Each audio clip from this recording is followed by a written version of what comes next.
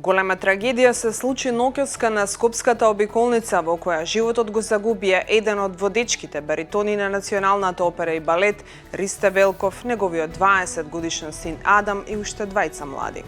Еве ги најновите случувања од Македонија и светот.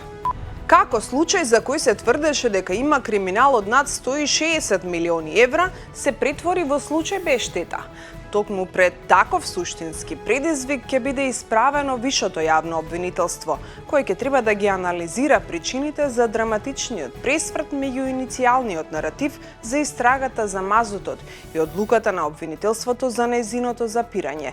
Тема на Фросина Факова Серафимовиќ. Доколку планиравте да одлетате некаде деновиве, треба да знаете дека можеби повеќе ќе чекате на Скопскиот аеродром. Почнуваат градежни активности на пунктот за безбедносна проверка во терминалната зграда, поради што можни се повремени ограничувања и побавен проток на патници при безбедносната проверка. Трагичната несреќа во која загина Велков, неговиот син Адам и уште двајца млади, настанала кога 76-годишниот ББ од Косово со товарно возило влекач МАН изгубил контрола над возилото и со него преминал преку металната ограда во спротивната насока на автопатот, при што се судрил со возилото со кое управувал Велков, пошто настанал пожар во двете возила. По наредба на јавен обвинител, возачот ББ е приведен и задржан во полициска станица. Македонија добива европски прозорец, ама не и клуч од вратата. Иницијативата на 5 земји и членки на Европската Унија се представува како шанса за побрза интеграција, но останува дилемата дали тоа е вистински пат кон ЕУ или само ново име за долгата чекалница, пишува колегата Мартин Богатиновски во новата анализа. Мартин анализира и дали референдумот за уставни измени е нож со две острици.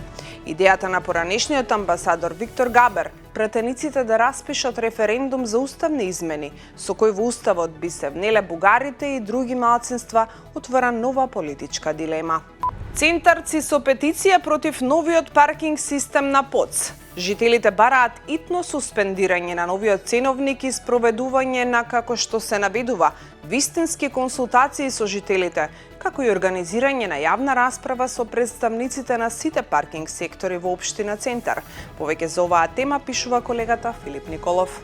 ЕУ им стави крај на дивите апартмани со нова регулатива, која веќе се оценува како историски чекор во европскиот туризам, а има за цел да стави крај на нерегистрираното издавање на сместување.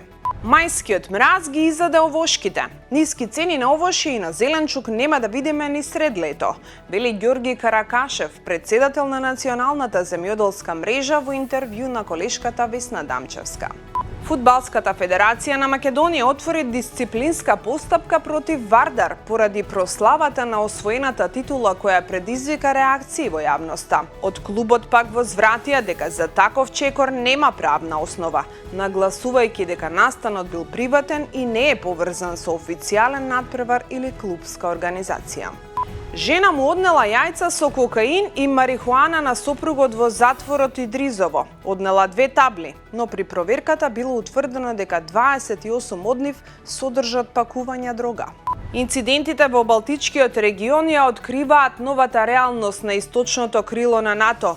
Војната во Украина веќе не е целосно географски затворена, туку се прелева во сивите зони на хибридните закани, пишува колегата Хари Кацановски во новата анализа со наслов «Русија психолошки ги тероризира балтичките држави».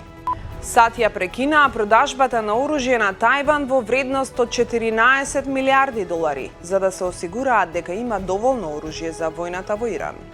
Пеп Гвардиола и официјално става крај на својата 10-годишна ера во Манчестер Сити.